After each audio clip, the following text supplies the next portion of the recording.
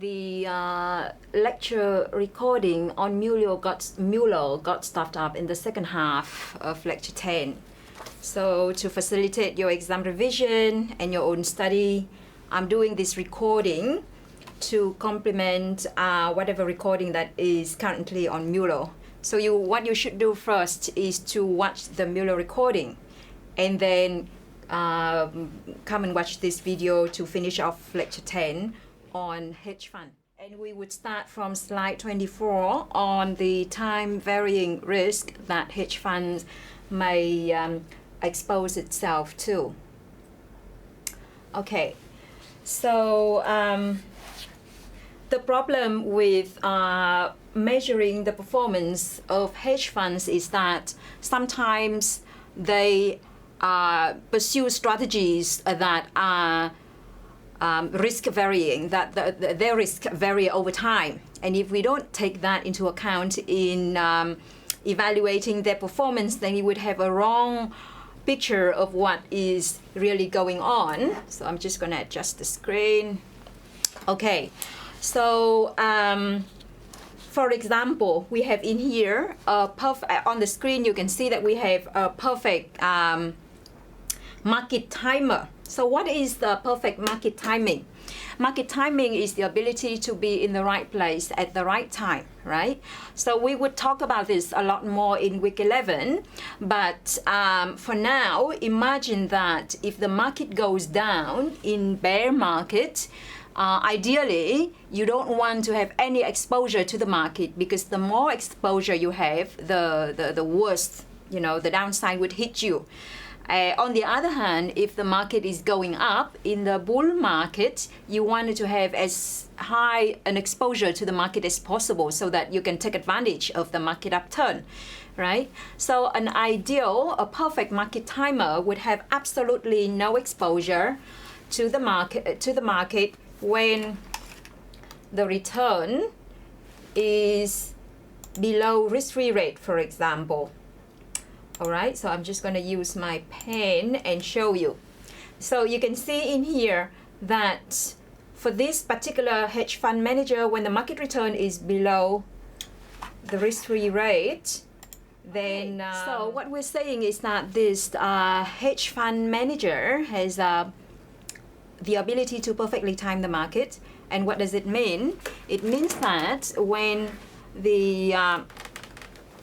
the market rate is below the risk-free rate, then the exposure is zero. The hedge fund manager has no exposure to the market, right? On the other hand, when the market return is higher than the risk-free rate, then obviously it is a bull market. We can roughly define this as bull market, and this part is the bear market, right?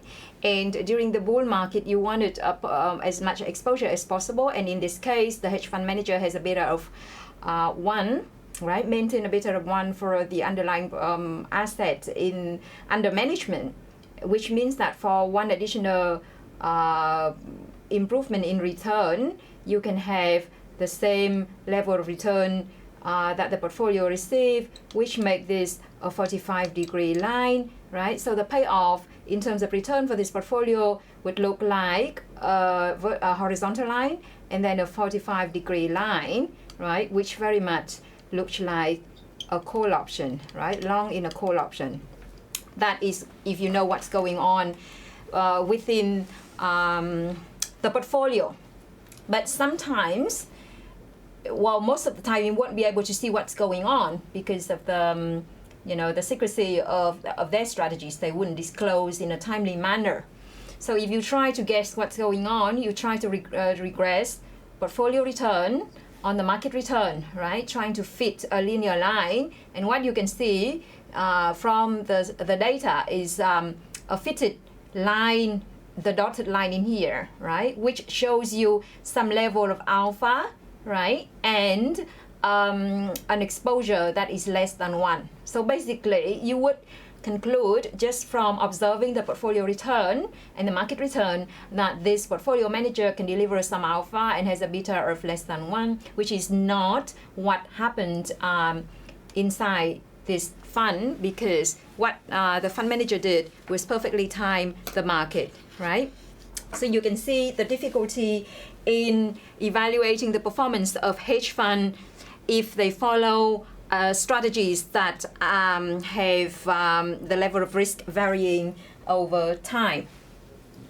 Now, options is something that is very useful in understanding hedge funds, and we can see they tend to have, like hedge funds tend to have option-like performance.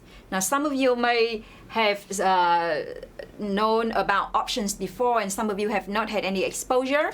So in order to make sure that everyone is on a level playing field, I did some simple description on options and their characteristics in the appendix to the lecture. So all I'm doing is just to go there and give you a very brief understanding of what is an option.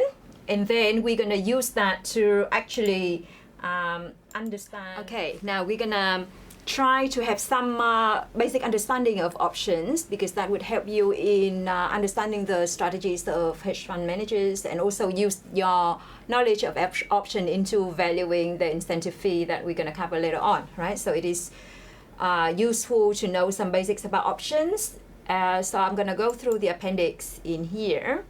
All right, so options contracts are something that is pretty popular in the financial market, yeah? There are two types of options you can have, a call option and a put option. So what are they? In general, they are contracts that give the holders the right but not the obligation to buy or sell some underlying asset, right? So two types of options, call options and put options.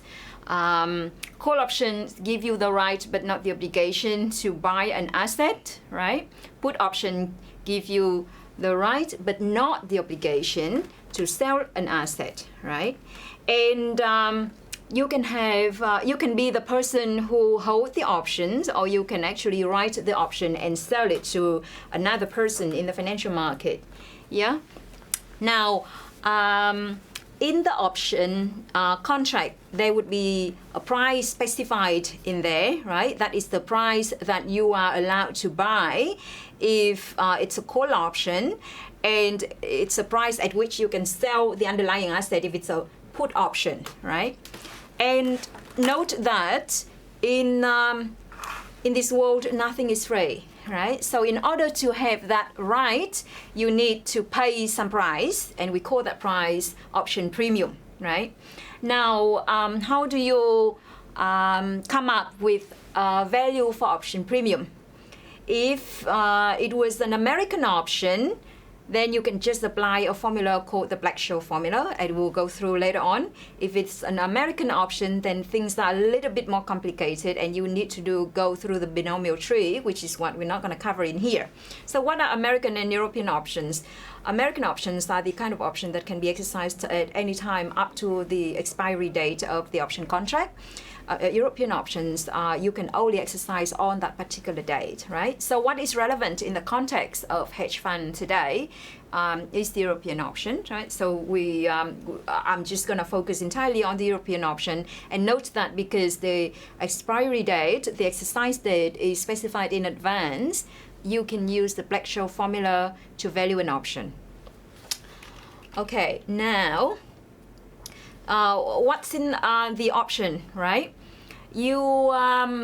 C normally stands for the premium paid for a call option. P stands for the premium paid for a put option, right? Now, in the option formula, in the option world, you also have T, big T, which stands for the time to maturity from now until the maturity date. S often denote the price of the underlying asset in the market, right? In the asset market. And X stands for the exercise price or the strike price, the actual price that is written in the contract, the price at which you have the right to buy or sell, depending on whether it's a put or a call, right? Now, the next thing that I wanted to describe to you is how the payoff works, right? Imagine that you wanted to buy something, right? So when you want to buy something, you have two alternatives. You can go to the asset market and buy at price S, right? Price S, or you can exercise the call option that you may have and buy an asset at the price X, which is the exercise price or the strike price written on the contract. Yeah. Now, when would you exercise the contract, the right to buy? You would only exercise the right to buy when the price in the market S is higher than X, right? Because then it makes sense to exercise your option and buy the asset at price X, which is lower than S, right? Now, on the other hand, if the price in the market of the asset in the market is less than the price written in the contract, then there is no point in exercising the call option, right? Because as an option holder, you can just go to the market and buy at S, which is now lower than what you can buy using the right from the call option, right? Now, similarly, a put gives you the right but not the obligation to sell an asset, and we say that it is in the money. It means that the person holding the put option would be exercising it when the price in the market is less than the exercise price in the put option contract. Basically, right, it makes sense because you can sell at X, right, using the option.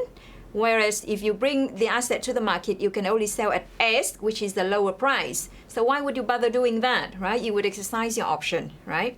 Now, on the other hand, if the price in the market is higher than the exercise price written in the put option contract, then you would not exercise your right, because you are better off bringing your asset to its market and sell at S, rather than exercising the put option contract and sell for X. So these are kind of basics about option. Now, in terms of payoff, we need to know this so that we can link back to the hedge fund topic, right? Now, ignoring the premium, right? So what we're saying is that if the exercise price is here, all right, you would not exercise the right to buy, and we're talking about the call option in here, right? Call, which is the right to buy, right? You would not exercise this option when the market price is below the strike price, because you are better off going to the market and buy the asset from the market rather than exercising this option and paying X when the price is less than X, right?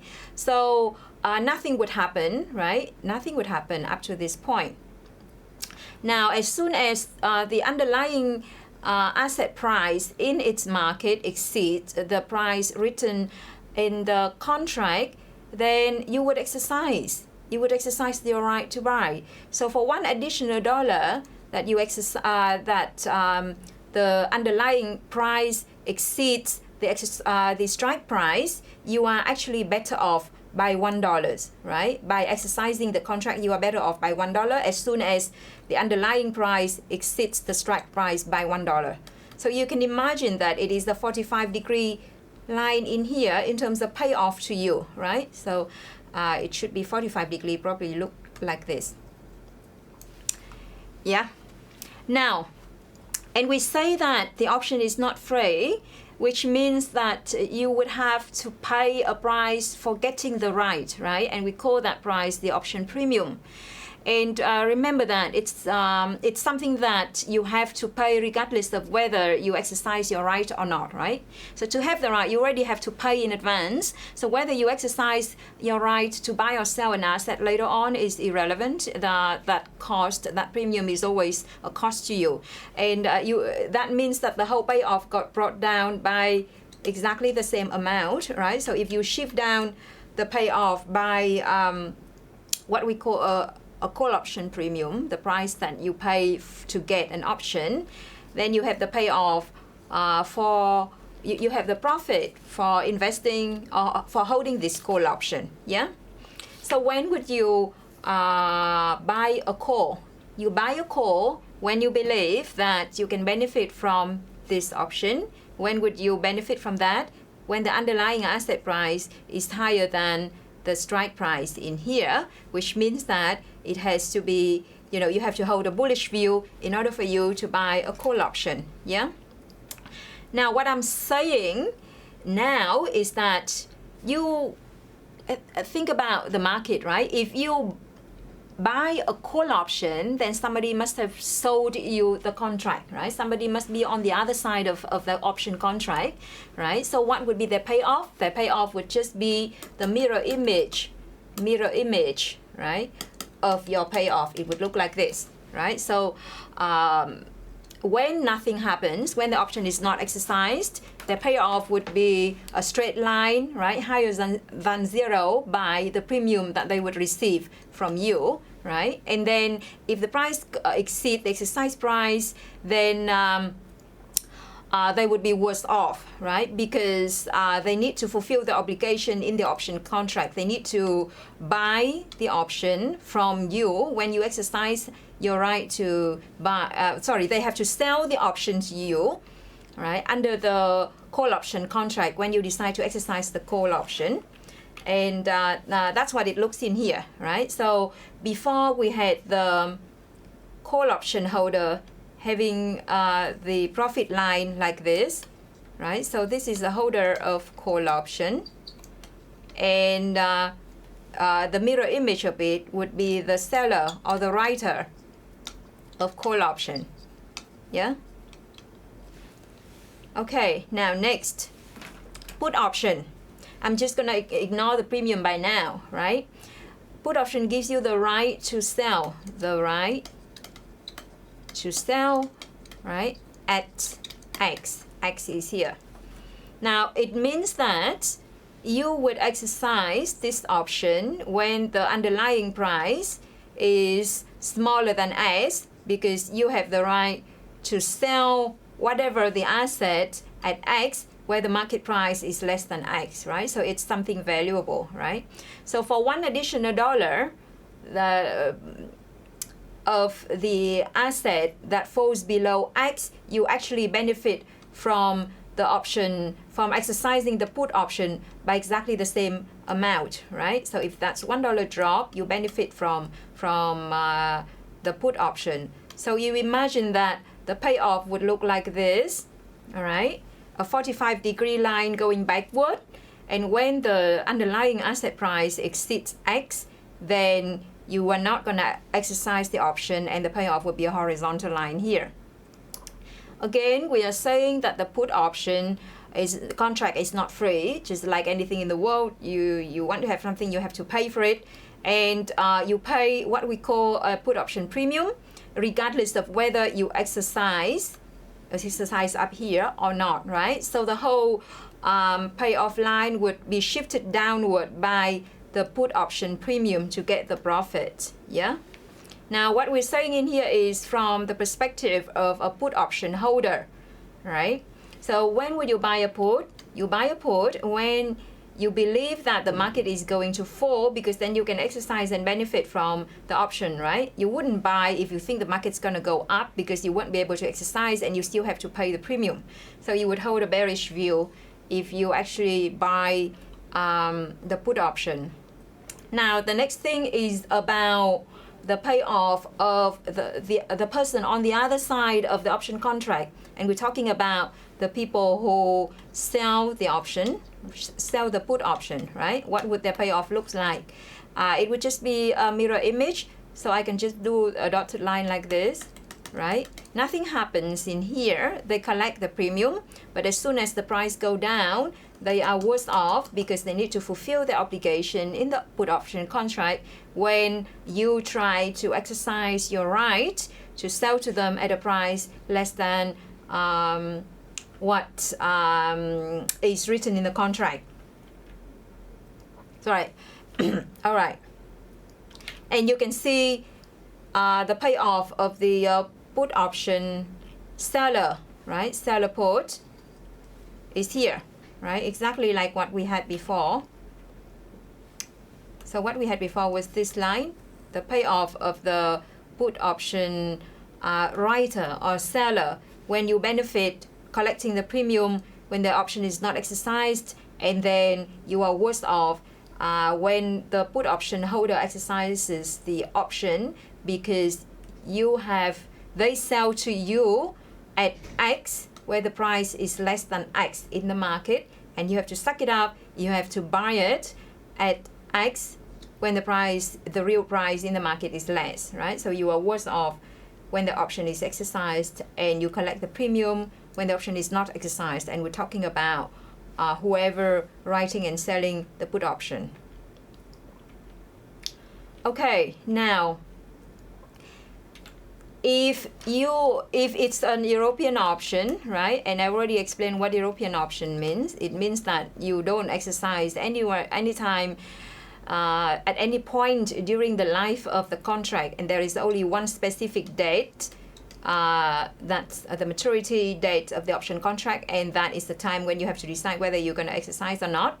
The uncertainty is a lot less, right, than if you had the right to exercise before the expiry date at any point in time. So for European option, things are less uncertain in terms of what's going to happen, and that's why there is a closed form solution. This is the Black-Scholes formula, and you can see it is written in here. It looks scary, but actually it's not that bad because you can follow the steps, and we're going to come back to this one when we look at valuing hedge fund incentive fee. But for now, just keep in mind that there is a formula to calculate the premium or the price of an option contract, whether it's put or call, right? And that's all you need to know. Now we're gonna get back to our topic of hedge fund, right? So what did we know about hedge funds? Hedge funds can implement any strategies. That's what we said at the beginning of the lecture, right? There is no limit on using derivatives, no limit on short selling, using leverage or whatever, right? And the clients who hedge funds, they expect a high level of return to compensate for a very high level of fee that hedge fund managers claim. So there is a huge pressure for hedge fund managers to deliver high return, right? One way is to actually write option contracts, right? That is one way, but that's not the only way, right? So we're describing a strategy in here that they often do to boost their performance, improving the return, so that they have some rationale to claim to claim for a high level of fee that they charge their client. Okay, so what happens in here is that they would write options, right, in order to boost the performance. How would that work? How would writing an option contracts help hedge fund managers to boost their performance? You know, as we just discussed about option, from the perspective of the writer of the options contracts, right? As soon as you write an option and you sell it to somebody, you collect the premium. The premium stays with you regardless of whether the option is exercised or not, right? So if the option contract is not exercised, then you're good. You just pocket the premium and never have to worry about anything, right? But of course, things would be pretty bitter for you if the option contract is exercised, right? So what happened in here is a fund manager that go long in stock and write a put. Now, I don't expect you to be able to work out the payoff in here, but I can briefly explain, right? How you can come up with that payoff, the orange line, right? Now down here, you have the situation when the fund manager has a stock on hand, but also write an option, but this time he writes a call option. So in both cases, right, the fund manager owns some stock, long some stock, and write options, whether it's put or it's call, right? And the fact that they combine an underlying asset with a short position or writing an option contract makes their payoff, change their payoff. You can see that with the stock alone, it's a straight line, right? when there is some option, some short position in the option contract, it changes the shape to a kind of kinked line in here. And what's the common feature between case A and B? In both cases, the slope of the payoff is steeper down here and less steep up here, right? So steeper, less steep, steeper, and less steep. All right, which means that now when the underlying asset value goes down, right, the hedge fund manager exposes his or her portfolio to the decrease in the underlying asset price, right? So the exposure can be understood as the slope of the curve. You can imagine it's like beta, right? So when the market goes down, the market of the underlying asset goes down, the portfolio has bigger beta, which means that the portfolio value would be hit more heavily by the drop in the underlying asset price, right? And when the stock price or when the underlying asset price goes up, then the exposure is less. So it's like the portfolio has lower beta when the stock price goes up, for example, and which means that the value of the portfolio does not go up as much, right? Because the beta is smaller. So this is absolutely not what the client of the fund manager would prefer, because ideally you would increase your exposure when the market goes up and decrease your exposure when the market goes down. Remember what we had in here, right? Market goes up, you increase your exposure. Market goes down, you decrease your exposure, in this case down to 0. Now when you try to write some put option or call option to boost your short-term performance, you actually put yourself in a very disadvantaged position, because when the market goes down, you have bigger exposure. When the market goes up, you have less exposure and you don't benefit as much from the up market, right? So this is opposite to a market timer. This is not what a client would want to see. But why would a fund manager would do that? They would do that because they would receive some premium from writing the put or writing the call, right, to boost the short-term performance, right? So the problem with hedge fund managers is that if they underestimate tail risk, right, the risk that the return on an asset, right, being in the extreme, whether positive or negative, often negative, where the probability is higher than what they think, it means that they underestimate how likely it is for the return to go into this area. Then they would write options, right? They would write option contracts and collect the premium, not realizing that in reality, the probability of the options to be exercised is very high, higher than what they think, and that's something that cause the performance of hedge fund managers to go down or to be deteriorated pretty badly during crisis times, right? Now, I probably would not go through with you on how you combine a long option in the stock and a short option in put to have a payoff like this. And likewise, I'm not going to go through how you combine a long option in the stock and a short position in the call option to have a payoff like the orange line in here, right? Because it requires a little bit more explanation, which may not be necessary. But the key, and you can always come to me on a one-to-one basis, and we're gonna go through, and I can explain to you why, right? But what I expect you to understand is that writing an option contract boosts the short-term performance only when the option is not exercised, and it's something that hedge fund managers would seek to do to improve their performance and rationalize for the high fee that they charge their clients, right? But doing that would put their clients in a very disadvantaged position because the exposure to the down market is bigger and the exposure to the up market is smaller. And this is exactly opposite to what a client would want to see. All right, so that's the whole point of this one.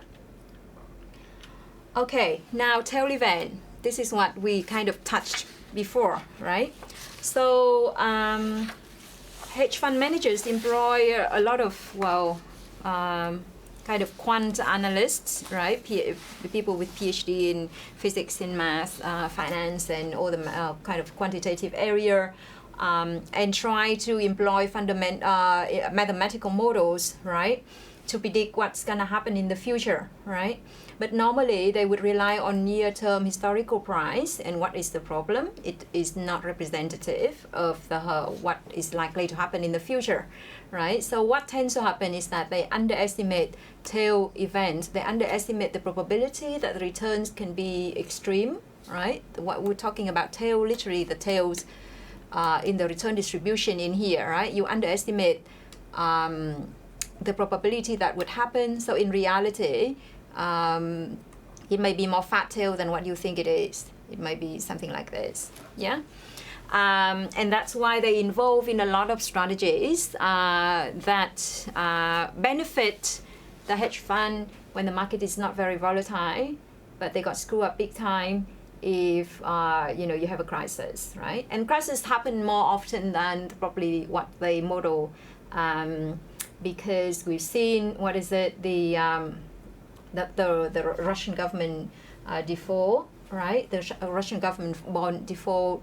We've seen the year 2000 dot-com bubble. We've seen most recently the GFC. So extreme events or tail events happen quite often, and if they ignore that, then they would get into the position as we described before, having too much exposure for the down market and not enough exposure for the up market. Now, and I think I've got the point in here, right? Writing an option, capture premium, not really a put option, a call option would do the job. Sensible in low volatile market, but in high volatile market, they face losses out of pocket, right? Now, so that's what I wanted you to understand about their option-like performance of fund manager. What we are doing next is to look at the fee structure of hedge funds, and this is a very topical issue because hedge fund managers claim that they can deliver alpha, but the key point in here is, does it make sense after taking into account all the fees, even assume that they can actually deliver alpha, right? They're famous for charging extremely high fee, which hedge fund managers live a very high life, work hard, play hard, earning a lot on their performance bonus. So the incentive fee, right, performance bonus for hedge fund managers play a big role in this industry, and it's always under scrutiny of the public. So we wanted to know how the hedge fund fee structure looks like, right? There are two types of fees involved, right? The upfront fixed management fee, and then a component called the incentive fee depending on the performance, right? So the upfront fixed management fee is often between 1 and 2% of the value of asset under management. So think if you have like 100,000 or say $1 million, let's pretend we're rich, $1 million of asset under management, and you put that with a hedge fund, so 1% would be about 10,000, right, a year, or up to 10 to 20,000 a year, which is okay. Yeah, it is pretty decent level of fee. Now think about mutual fund. Mutual fund also, as we said at the beginning of the lecture, they also charge a fixed management fee up front, normally a little bit less than 2%. But not too far away, yeah? But the bit that is different, that set the hedge funds apart, is the incentive fee, right? How does it work? Basically, it's profit sharing scheme, profit sharing between the client, the owner of the fund, and the hedge fund manager, right? So normally it would take this form. If the hedge fund manager can deliver a level of return higher than a benchmark level, right, then that additional performance would be shared between the client and the hedge fund manager, and the ratio is 80-20, right? So 80% of the additional performance goes to the client's pocket, and 20% you have to what the hedge fund manager can enjoy, right? So very much this structure looks like a call option, and I'm going to explain to you how, right? Not exactly the traditional call option that you've seen that I described before, but very, very close to a call option. Okay, so what is a call option? Let's recall. The call option is the right to buy, right, an asset at a price determined and written in the contract, determined in advance and written in the contract, right? We call it exercise price, yeah? Now, so what we went through before in terms of the payoff of a holder of call option is that you are not going to exercise, right, when the price in the market is less than what is written in the contract, because it doesn't make sense to exercise. You can just go to the market and buy at whatever price in here rather than paying X for the asset, yeah? As soon as the underlying asset price exceeds X for each additional dollar, you are better off by exercising the option by exactly $1, and therefore your payoff looks like a 45-degree line from this point upward, right? So this is the payoff of a traditional call option, right? So what is it like with the incentive fee of a hedge fund? What happens is that, right, you have a level, a performance, a benchmark in here. I just put it benchmark for now. Benchmark that you need to exceed, right? Below benchmark, you still the hedge fund managers still receive a fixed amount of fee, which we can kind of ignore for now. We just focus on the incentive fee part of the fee structure, right? So anything beyond benchmark, the hedge fund manager can share with the client, right? Now assume that you can deliver $1 additional return above benchmark, right? That is what you can deliver, exceeding the benchmark by $1. Now, if the hedge fund manager is allowed to keep all of that $1, then his payoff would go up by $1, yeah? And you have the 45-degree line in here. That would be a 45-degree line, and the slope of this line would be 1, right? As a 45-degree line, right? That is in a hypothetical case where the hedge fund manager can enjoy 100% of the outperformance beyond a certain benchmark, right? But what is the normal arrangement? The normal arrangement in here is 20-80. So for each dollar of additional outperformance, he is allowed to, he or she is allowed to keep 20 cents, right? So the line is a lot less steep. It's the dotted line in here, because for each additional dollar, right, you can only keep 20 cents. 20 cents in here. So the slope of this line, would be 0.20, 0.20, and that would show you the payoff of the hedge fund manager's incentive fee, right? Nothing happened below the benchmark, and then you start sharing at the ratio of 20-80, which means that the slope in here would be 0.20 because of the profit sharing agreement, yeah? And that's exactly what you see in this graph. Now, thinking about the benchmark, we need to convert a return to dollar amount, right? Because we're talking about the dollar amount performance and payoff in here. So if you think about benchmark in terms of return, say R benchmark, right? So what is the dollar amount at that benchmark point? If you start with S or S0, say, so in a period's time, the benchmark return would imply the growth of S0 into 1 plus R benchmark, right? And that would play the role of the exercise price in this option, yeah?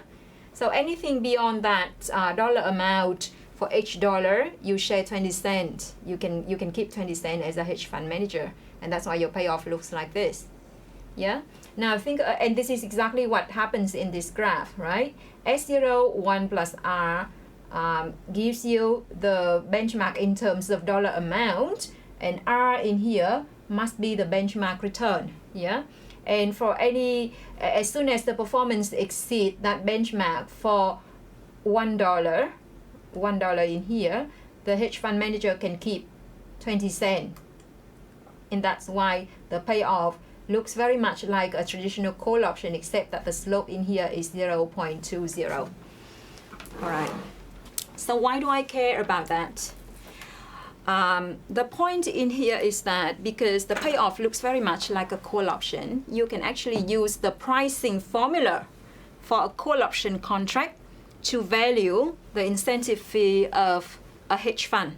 So how do you do that? Remember we said about the Black-Scholes formula. Yeah, the Black-Scholes formula that gives you the premium of an option, whether it's a put or a call. Now assume that you plug in everything and you can come up with an option premium C, because this is like a call option, right? So you're interested in the value of C, the option premium for a call option, yeah? Now if you use the Black-Scholes, what you would have is the C in the Black-Scholes world, not really the value of the incentive fee in this case, right? So to convert into the value of the incentive fee, you need to multiply the value of C, right, that came out of the Black-Scholes formula with 0.20%, 0.20, not percent, because of the option, because of the profit sharing agreement between the hedge fund manager and the client, right? You can see how you can use your understanding about options, right, as a financial contract, you know, use exactly the same insights to value the incentive fee of hedge funds, because the payoff looks very much like a call option, but not exactly the same, because you need to adjust for the profit sharing agreement between the hedge fund manager and the client. Okay, so that's really what it's about. Now we're gonna go through an example to clear everything that we've been saying, and use the number to illustrate. So what we're doing in here is to use Black-Scholes valuation formula to value incentive fee of hedge fund managers, right? So assume that a hedge fund has a return has an annual standard deviation of 30% per annum. The annual incentive fee is 20%, which means that for each dollar of additional outperformance, hedge fund manager can keep 20 cents, and then 80 cents goes back to the client. And what is the benchmark? Remember, we were talking about a benchmark return. Why is it important? Because hedge fund managers can only receive this incentive fee when the performance is higher than the benchmark return, right? And the benchmark in here is risk-free rate, right? The annual incentive fee is 20% of the return over the risk-free money market rate, so that the risk-free rate would be the benchmark return in this particular case. Now in reality, it can be any rate, right? So you can use any rate for this purpose, but for simplicity, we just take any rate in here, and it happens to be the risk-free rate. Now, the fund has a net asset value of $100 per share, and the annual risk-free rate is 5%, right? So the first thing that we need to do is to calculate the benchmark performance in terms of dollar amount, because that would serve as X in the option contract, right, in the pricing formula, right? So how do we do that? We start with $100 per share, and we assume that at least it has to grow at the rate of 5% per annum in order for us to start talking about incentive fee in here, right? So the threshold we're looking at is 105, right? So anything above 105, we start talking about incentive fee. Below 105, just forget about that. Okay, so what you do, you just need to pull out all the input necessary for the Black-Scholes formula, and then you can plug in the formula. You can use the formula and work out the premium, right? So the value of the underlying asset in here, the price of the underlying asset in here is 100, right? Which is the asset under management, $100 per share, right? Strike price 105. We just did the calculation in the previous slide, right? T time to maturity is 1 year in here. Standard deviation 30% per annum. Now, be careful a little bit in here because the risk-free rate used in the Black-Scholes formula has to be continuously compounded, and what we were given previously was not continuously compounded, and that's why it's just simple compounding, and that's why we can work out 105 like this, right? So what we need to do is to convert 5% into continuously compounded return, 5% simple compounding, right? So how do you do that? Now I hope that you've already known how to do it, but just in case, yeah?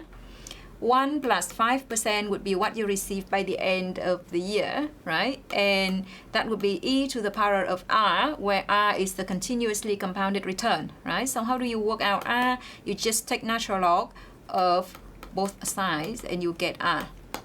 So natural log of 0.05 give you 4.88, which is always slightly less than the simple compounding because you compound continuously, yeah? All right, so at 4.88% per annum, that is the risk-free rate that you need to plug in the formula. It would be incorrect if you use 5%, yeah? So how do you do that? Step 1, get all the input, so 100, 105, 130%, 4.88. Step 2, plug in to calculate D1, right? Step 3, calculate D2. Step 4, calculate ND1 and ND2, which is straight from the from the normal distribution table. The probability that the random draw will be less than D, in this case less than D1, in that case less than D2. So with the values of N, ND1, ND2 in here, everything is given and you can work out C easily, just like that, yeah? It takes a bit of calculation, but it is quite straightforward as long as you know and you got all the input to the formula correctly. Now, and assume that we've done everything. What you got straight out of the Black-Scholes formula is 11.92 as the value of C. So plug in everything, you would find out that C is equal to 11.92. All right, now next we need to adjust for the profit sharing agreement because that would be the value of the incentive fee if the hedge fund manager is allowed to keep 100% of anything beyond the benchmark return, right? But we know that he's not allowed. He only keeps 20 cents for each dollar. So you need to multiply the value of the option contract coming out of the Black-Scholes formula with 20%, right?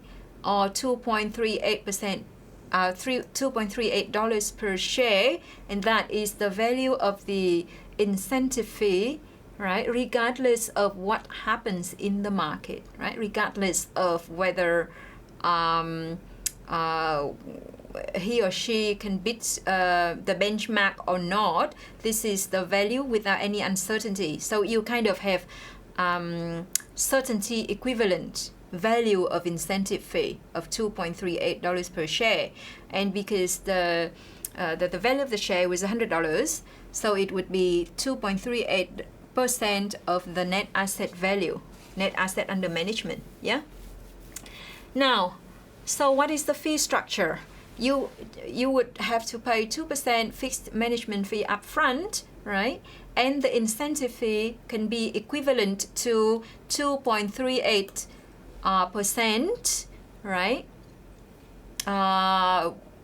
So it's like a certainty equivalent amount, ratio in here, right? How much the incentive fee is worth today, right?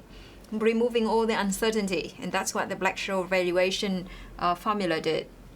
So it means that in total, your fee would be 2% at 2.38%, which is 4.38, and this is a lot. Right? This is a huge amount. if you think about $1 million under management, we're talking about 1% would be 10,000, so nearly $44,000 of fee only, right? That's a lot. If you think about mutual fund, you only pay 0.51%, so we're talking about $10,000 of management fee, right? So the hedge fund manager would have to do a lot of work to rationalize for the level of fee that they are charging the clients, right? Okay, let's see what we've got next. Now, the next thing that is relevant is about the situation in which they can charge this fee, right?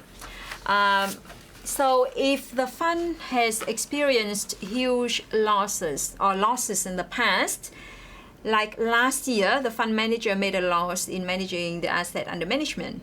It means that for this year, he first needs to make good of the losses. He needs to bring the value of the asset back to the level that it was previously before he can claim that, before he can charge the incentive fee. So even if the return this year is 50%, right? Even if the return this year is way higher than the benchmark, if the fund manager has made a loss last year, then he needs to first bring the value of the asset under management back to the previous level before he can charge the incentive fee. And that's what we call high watermark, right? Funds experiencing losses in one period may not be able to charge an incentive fee until prior losses are regained, right? And it would make the estimation of the value of incentive fee more complicated than what we saw before, because before we ignore completely the watermark issue, the high watermark issue, right? So what is the incentive for fund manager, right? So if you've made a loss, you would be motivated just to close the fund so that you don't have to make good any prior losses, and you can start charging incentive fees straight away on a new fund that you start now. So that creates problem with looking at the hedge fund performance that we mentioned before, the biases, right? Because only good performance is recorded, bad performance they don't record, or they just let the fund die and start a new fund again so that they can start charging the incentive fee straight away. Okay. Now, the next issue, which is quite topical in about hedge fund, is funds of funds, right?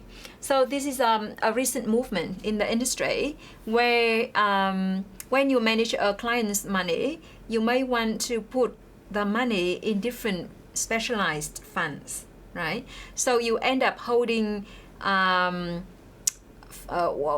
your investment would stay at different funds, and you end up being a fund of funds, right? So what you need to do is to do a due diligence about the strategies, about the skills, about whatever you wanted to know, operational efficiency of different fund managers out there, in order to pick the best fund managers, and then you put your client's money a little bit in manager A, a little bit in manager B, a little bit in manager C, something like that, yeah? So invest in several hedge funds, serve as feeder fund to automate hedge funds. So what's the benefit? The benefit in here is to allow investors to diversify across different funds, as you can also imagine. But also, if investors don't know much about funds and their strategies and their operation and the fee structure and everything, then you can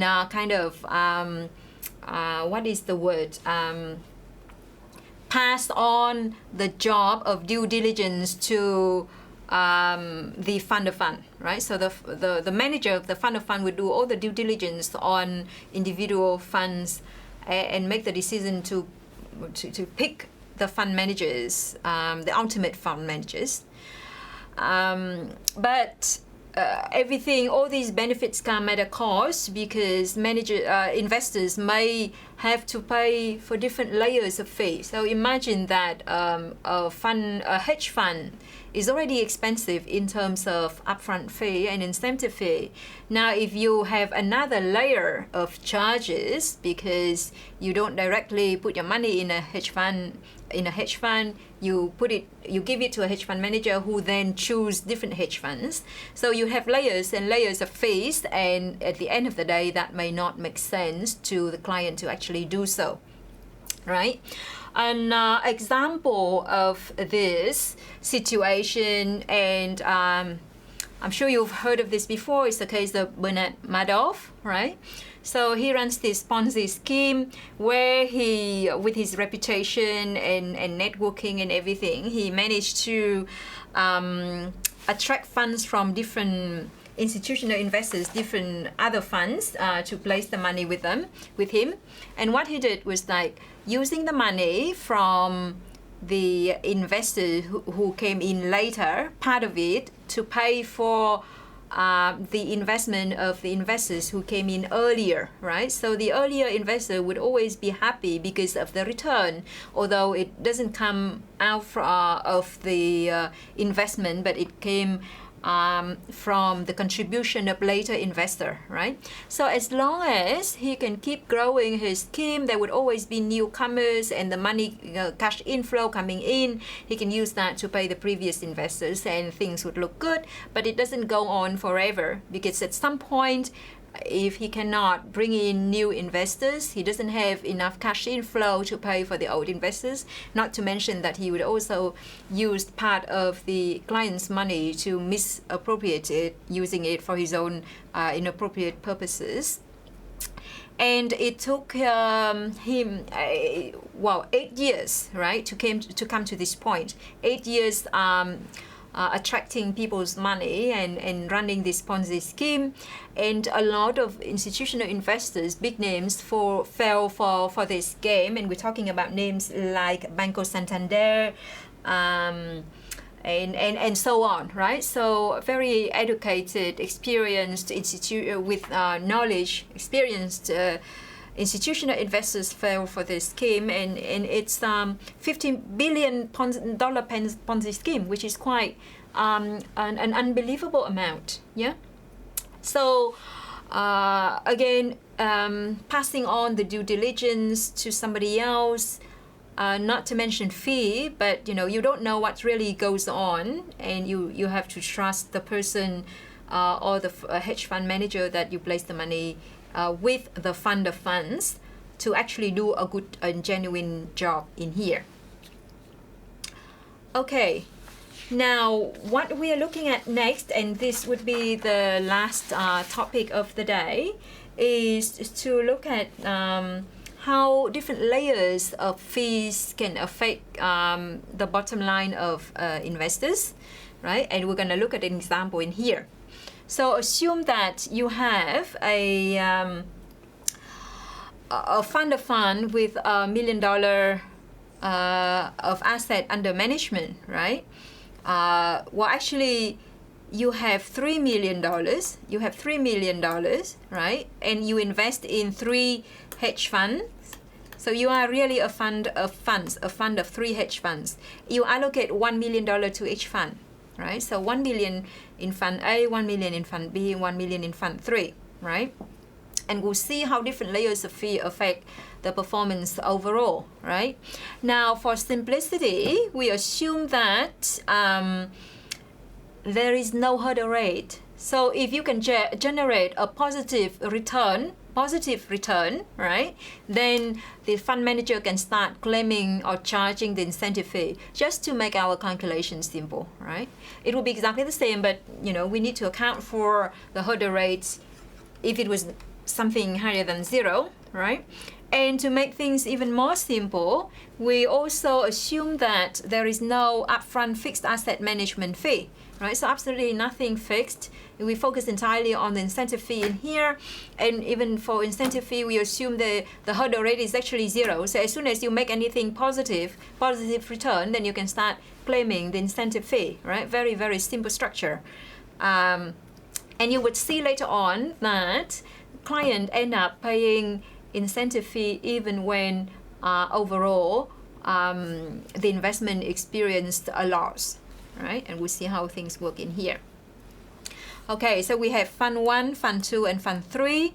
At the start of the year, you have 1 million in Fund 1, 1 million in Fund 2, 1 million in Fund 3. Altogether, you're holding 3 millions of the client's money, and you allocate in these 3 funds, right? Now, next, we assume that Fund 1 generates a return of 20% per annum for that year, Fund 2 40%, but Fund 3 experienced a loss of 75%, negative 75% in return, right? And so from line, all right, so we've done 2. Now we go to 3, which is the value of the investment at the end of the year. With 20% return, right, at the end of the year, Fund 1 would have the asset under management of $1.2 million. Fund 2, $1.4 million, and Fund 3, because it's lost 75% of its asset under management, the value is now 0.25, right? So if you add 1.2, 1.4, 0.25, you can come up with the value of the asset under management at 3 funds of $2.85 million, yeah? Now comparing that with $3 million at the beginning, it is a loss to our client, right? A loss of 5%, right? But that is not the end of the story, because you even without the upfront fixed asset management fee, the client would still end up paying incentive fees, even when experiencing a loss in aggregate of 5%. All right, so if you think about Fund 1, it doesn't care about what happens in Fund 2 and 3. All it knows is that it generated a return of 20% per annum. And if we assume a 20% incentive fee, it means that you would have to pay 20% times the additional amount. So 20% times 0.2 million. The outperformance, right? The growth in the asset under management, and that will give you 0.04 million or whatever. All right. So if you convert into dollar amount, what it would be 40,000. Yeah, that would be $0.04 million. Yep. Now, if you look at Fund 2, it would be exactly the same, because it doesn't care, you know, what happens in Fund 1 and Fund 3. It generated a 40% return, growing the asset under management from 1 million to 1,400,000, and therefore you would earn 20% on that. So it would be 20% multiplied with 400,000. And that would be 80,000, yeah? $80,000 in incentive fee. And of course, Fund 3 would not pay any incentive fee because it made a loss, right? But in aggregate, our clients still have to suck it up and pay 40,000 in here, 80,000 in here, and 120,000 in aggregate in terms of incentive fee, right? So if you look at the end of the year value of the asset under management after accounting for incentive fee, right? For Fund 1, it's not 1.2, it's actually 1.16 million. Fund 2, it's not 1.4, but it's actually 1.32. And Fund 3, well, it's still 0.25 million because it didn't pay out, it didn't have to, well, the client didn't have to pay incentive fee on this, right? So in aggregate, right, you only, the asset under management after incentive fee is only 2.73 million, right, which is lower than 2.85 million up here because of the 120 million incentive fee that you have to pay here. So if you look at the annual return, Fund 1 generates 16% of return after the incentive fee, Fund 2 32, Fund 3 minus 75%, and overall 9% loss, right? So 5% loss in aggregate, but because of the incentive fee, you end up paying another 4%, making the overall loss increase to 9%, right? So the ridiculous thing in here is that even when you make a loss using fund of funds, you still end up paying a lot of fees, and the performance is worse.